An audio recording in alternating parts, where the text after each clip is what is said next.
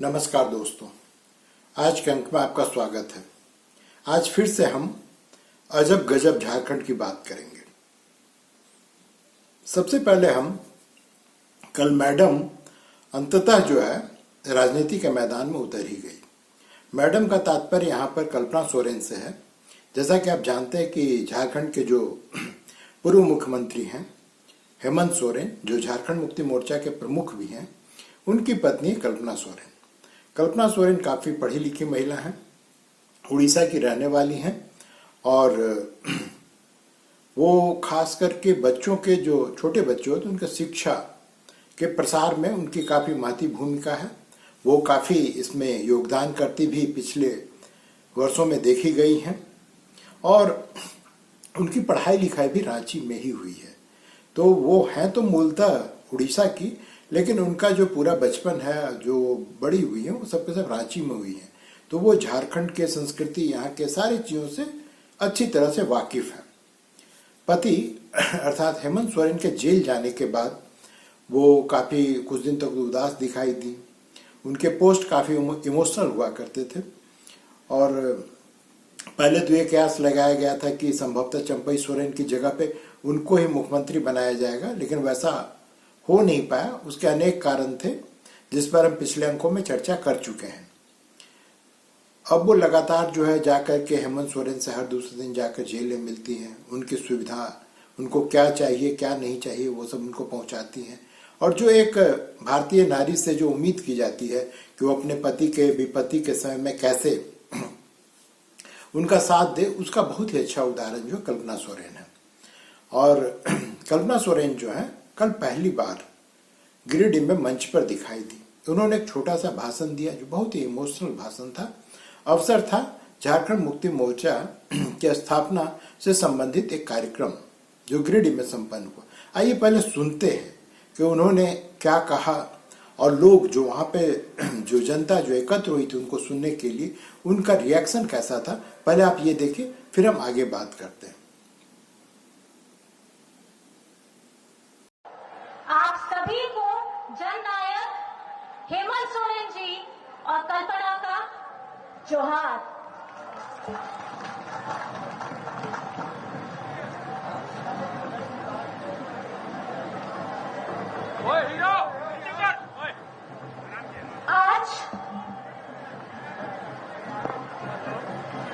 आज का दिन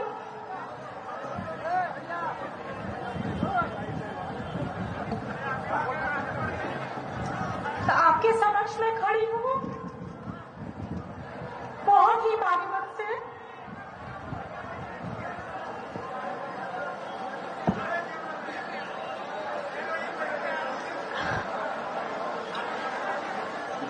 एक पिता के रूप में मेरे ससुर जी आज उनकी आंसू के साथ मेरी सासू माँ जो बहुत ही बीमार वृद्ध हो चुकी है, वो भी बहुत आहत और परेशान है। मैंने सोचा था कि मैं अपने आंसू को रोक लूंगी, लेकिन आप लोगों का रास्ते भर से प्यार देखकर, आपका स्नेह देखकर आज मुझे वही ताकत मिल रही है जो मैंने सपने में भी कभी नहीं सोचा था।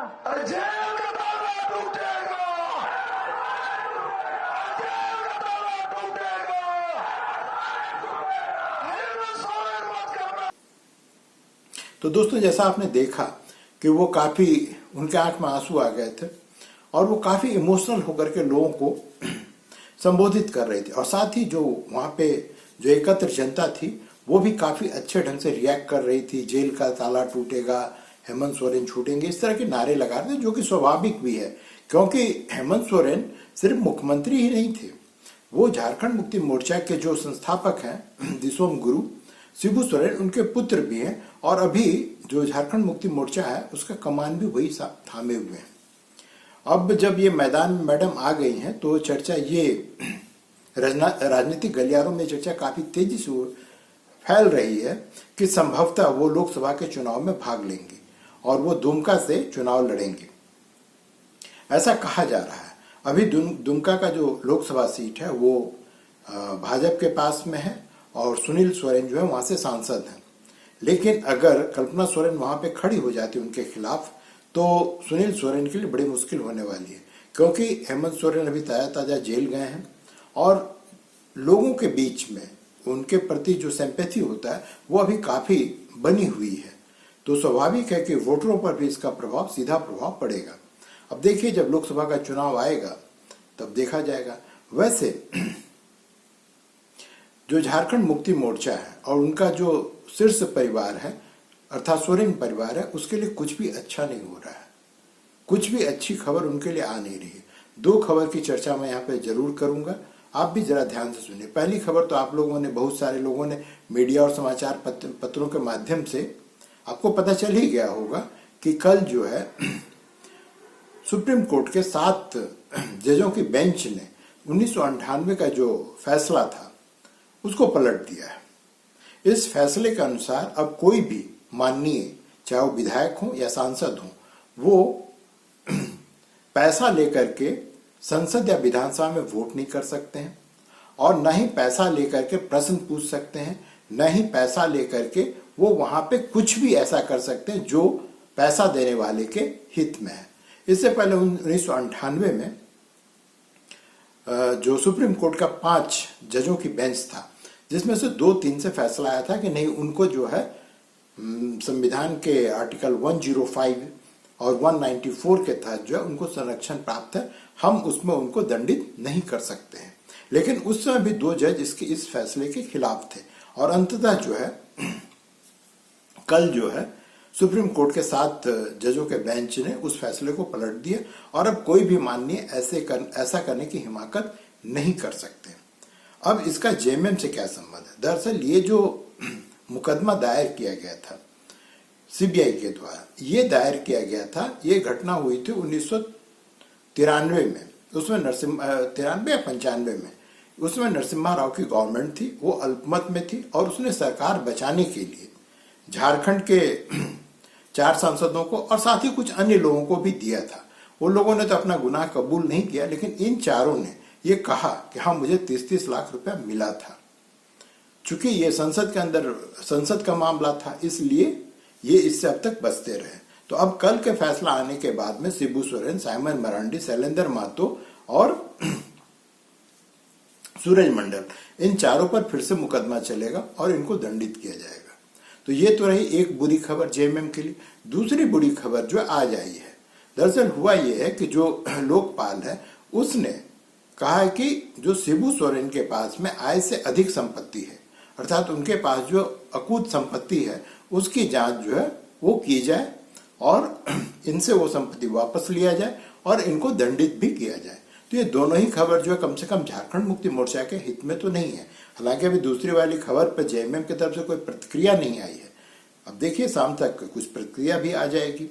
तो ये तो रहा दोस्तों जेएमएम, मैडम और राजनीति, इन तीनों से संबंधित खबरें। अब झारखंड से जुड़ी एक और खबर है। दरअसल हुआ क्या है कि ब्राजील के रहने वाले और अभी स्पेनिश नागरिक दंपति जो है, उनके वो बाइकर्स हैं, उनके साथ में दुमका के हंसडीहा में रेप हुआ, सामूहिक रेप हुआ, मास रेप हुआ। और इस घटना पूरी दुनिया में ही इसकी निंदा की जा रही है, निंदा की भी जानी चाहिए। भारत में भी जो बहुत सारे लोग हैं वो इसकी आलोचना कर रहे हैं। शर्मनाक घटना होना भी चाहिए। हालांकि आज वो महिला ने कहा कि देखिए ये सब बकवास बंद कीजिए, इससे भारत की छवि को आप लोग बर्बाद करने की कोशिश मत कीजिए। क्यों? क्योंकि इस तरह की घटनाएं हर देश में, हर राज्य में होती है और इससे कहीं का भी टूरिज्म प्रभावित नहीं होता है। ये सही बात है कि ये घृणित कृत्य है, घृणित घटना है, इसकी आलोचना होनी चाहिए। जो इसमें शामिल है, जो भी व्यक्ति इसमें शामिल है, अभी तक 3 गिरफ्तार किए गए, चौथे का पोस्ट जो फोटो है वो सोशल मीडिया पर घूम रहा और 3 फरार है। तो जो भी है इनको पकड़िए, इनको फास्ट ट्रैक करके इनको पनिश कीजिए, लेकिन इससे राज्य के छवि पर या देश के छवि पर कम से कम कलंक लगाने की कोशिश मत कीजिए। और मैं जो उस महिला का नाम तो अब सबको पता है, फर्नांडा की मैं इस बात की सराहना करता हूं कि वो तार्किक ढंग से एक रैशनल महिला की तरह सोच करके उन्होंने ये बात सोशल मीडिया पे कही है। लेकिन हमने शुरू में ही कहा ना कि अजब गजब प्रदेश है ये झारखंड। उस महिला के पति को आज दुमका का डीसी जो है वो जाकर के 10 लाख रुपया कंपनसेशन दे रहा है। कंपनसेशन किस चीज का दे रहा है कि आपके पत्नी का रेप हो गया, इसके लिए कंपनसेट कर रहा है 10 लाख रुपया देकर। पहले तो ये बात ही गलत है। दूसरी, वो यहीं पे रुकता नहीं है, वो डीसी जो है उस दंपति के साथ में फोटो खिंचवाता है और उसको जो अभी सोशल मीडिया पे वायरल किया जा रहा है। अब सोचिए कि एक महिला का पहले रेप होता है, उसके बाद में राज्य सरकार जो है उससे किस तरह की सहानुभूति दिखा रहा है कि उसको जाकर के 10 लाख रुपया कंपनसेशन दे रहा है। और उसके बाद इतने पे ही नहीं, उसका फोटो जो है कंपनसेशन लेते हुए और देते हुए, ये दोनों ही देना और लेना दोनों को ही मैं घृणित कार्य मानता हूं। किसी भी महिला की अस्मत का कीमत आप नहीं लगा सकते हैं और 10 लाख रुपया तो कतई नहीं लगा सकते हैं। इसकी आप जितनी भी निंदा करें, खास करके राज्य सरकार जो है, मैंने जिस तरह से थोड़ी भी संवेदना इन लोगों में बची है या नहीं बची है, या इन लोगों में भी जो राजनेता होते हैं, जो राजनीतिज्ञ होते हैं, उनको फोटो खिंचवाने की बीमारी होती है। टॉप से बॉटम तक, ऊपर से लेकर नीचे तक हर राजनेता फोटो खिंचवाने के लिए मरते रहता है। अब ये बीमारी जो है, जो बाबू लोग हैं, जो नौकरशाह हैं, उनमें फैलते जा रही है। क्यों होना चाहिए था कि भाई ठीक है, अगर आप कंपनसेट तो आप नहीं कर सकते, मैंने अगर आप क्षतिपूर्ति कुछ देना चाहते भाई वो आप चुपचाप दीजिए। ये फोटो खिंचवा करके उसको पूरे देश में प्रचारित करने की आवश्यकता। इस बीच में पलामू में 2 घटना हो गई है। वहां पर एक 21 साल की लड़की थी, वो ऑर्केस्ट्रा में गाती हुई थी, उसके साथ में सामूहिक बलात्कार हो गया। दूसरी घटना एक और हुई एक महिला के साथ में, को उसका पति जो है सूरत में काम करता था, उसका एक दोस्त यहाँ पे आया, बोला कि हम तुम्हारे पति से कर्ज लिए हुए थे, वो 45,000 रुपया और एक फोन, मैं तुमको लौटाना चाहता हूँ। महिला की मेरे पति का दोस्त है, वो चली गई उसके पास में। उसने उसके साथ न सिर्फ बलात्कार की, उसको मारने की कोशिश की, लेकिन यहाँ कम से कम पुलिस ने पहुंच करके उसको मरने से बचा लिया। अब सोचिए कि इस तरह की घटनाएं इतनी आम हो गई है इस राज्य में, झारखंड में, कि अभी एक का मामला खत्म नहीं होता, उससे पहले दूसरी घटना हो जाती है। और चलिए ये सब चीजें तो मीडिया के कारण कम से कम प्रकाश में आ रही है, ऐसी कई घटनाएं हैं। आप जाइए तो सही, यहाँ के जो ग्रामीण क्षेत्र है, आदिवासी इलाके, वहां जाइए तो सही, ऐसी घटनाएं वहां पे हर दूसरे दिन किसी न किसी के साथ में हो रही है। लेकिन कोई जो है उसका संज्ञान लेने को तैयार नहीं है।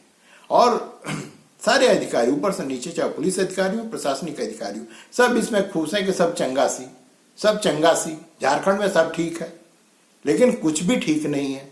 तो दोस्तों, अब यहाँ पे प्रश्न उठता है कि जो हमारे यहाँ झारखंड में सबसे ज्यादा एनजीओ है, हर तरह का एनजीओ है, हर कार्य करने के लिए एनजीओ है, ये एनजीओ वाले सिर्फ फंड लेकर के बिलिंग करने में ही लगे रहते हैं दिन रात। ये सिर्फ दिन रात बिल बनाते रहते हैं, हमने इतना पैसा खर्च कर दिया, हमने इतना पैसा खर्च कर दिया, फंडर और हमको पैसा दो। अरे कभी तो बेशर्म एनजीओ वालों, अरे कभी तो अपना मुंह खोलो, कभी तो सड़क पे आओ। आम आदमी सड़क पे आ रहा है, जमशेदपुर में आज महिलाएं जो बाइकर्स हैं वहां पे, वो लोग वहां पे प्रदर्शन करें, तुम कब बाहर आओगे? तुम भी तो बाहर आओ। तुम्हें जब निर्भया कांड हुआ था तो पूरे देश में तुम मोमबत्ती लेके घूम रहे थे, अब तुमको क्यों सांप सूंघ जाता है? और खास करके दोस्तों, इसमें बुरा मत मानिएगा, अगर ये घटना अगर किसी बीजेपी प्रशासित राज्य में हुई होती तो ये सारे के सारे एनजीओ भी रोड में नाच रहे होते। तो क्या अब जो है सो रेप मर्डर जो है उसको भी हम सेकुलर और नॉन सेकुलर की कैटेगरी में रखेंगे कि भाई ये जो है इस राज्य में अगर कुछ भी होता तो सेकुलर हो? जैसे संदेश खाली, वो सेकुलर ये है, एक्सप्लॉयटेशन है महिलाओं का, कोई आवाज नहीं उठावेगा। जो बड़े बड़े पत्रकार हैं तथाकथित, उनका पेन का ढक्कन ही नहीं खुल रहा है, को कुछ लिख पाए बेचारे, वो लिख ही नहीं पा रहे हैं। और यही चीज अगर बीजेपी प्रशासित राज्य में, इनका पेन का ढक्कन नहीं, इनका पेन मुंह सब फूल जाता है, रहेंगे उछलने, गलत नहीं है। वो बीजेपी प्रशासित राज्य में हो आप उठाइए, लेकिन जो गैर बीजेपी प्रशासित राज्य, कम से कम वहां की घटनाओं को तो उठाइए। वैसे दोस्त, अभी तुरंत एक अच्छी खबर आई है कि सीबीआई को अंततः कोर्ट ने संदेश खाली का केस सौंप दिया है और राज्य सरकार को निर्देश दिया है कि आप जो है इसके पूरे फाइल जो भी है सबूत वगैरह वो सबके सब सीबीआई को सौंपिए। दरअसल हुआ ये कि पूरे बंगाल में ये गुंडों ने अपना क्षेत्र बांट लिया है। ये नए जमींदार हैं और ये ठाठ से जो है जो भी वहां पर सरकार होती है, ये जो गुंडा है शाहजहां शेख, ये पहले सीपीएम में था क्योंकि उस समय वहां पे सीपीएम की सरकार थी। ममता की सरकार आई, ये इसका गुर्गा बन गया। कल के तारीख में अगर वहां पे किसी और पार्टी की सरकार आती है, आप लिख करके रख लीजिए कि जितने गुंडे हैं ये सबके सब जस्ट उस पार्टी को ज्वाइन कर लेंगे। इनको पार्टी विचारधारा से कोई लेना देना नहीं। इनका मुख्य जो ये है उद्देश्य है किसी पार्टी को ज्वाइन करना कि मेरी जो घटिया कर्म जो मेरा चल रहा है उसको राजनीतिक संरक्षण प्राप्त रहे। अब यहाँ स्पेनिश मामले में हम ये नहीं कह सकते कि यहाँ पे राजनीतिक संरक्षण जो है दिया जा रहा है रेपिस्ट को। हालांकि दुर्भाग्य है कि वो सब के सब संताल आदिवासी समाज से आते हैं और संताल आदिवासी समाज यहाँ पे बदनाम हो रहा है, लेकिन ये अब आदिवासी नहीं रहे हैं, ये ऑलरेडी कन्वर्ट हो चुके हैं। ये कन्वर्टेड आदिवासी हैं और ये कन्वर्टेड अपने कार्यों से पूरे के पूरे जो संताल समाज है उसको जो अपमानित कर रहा है, शर्मिंदगी में डाल रहा है। लेकिन दोस्तों इस अंतर को समझिए और इसी दृष्टिकोण से इस पूरे मामले को देखिए। हालांकि मेरा ये भी मानना है कि रेपिस्ट आतंकवादी का ना कोई धर्म होता है ना कोई जाति होता है, वो सिर्फ रेपिस्ट होता है या आतंकवादी होता है। आज के लिए दोस्तों बस इतना ही। अगले अंक में फिर मिलते हैं, फिर मिलेंगे, फिर बातें करेंगे। तब तक के लिए धन्यवाद, नमस्कार।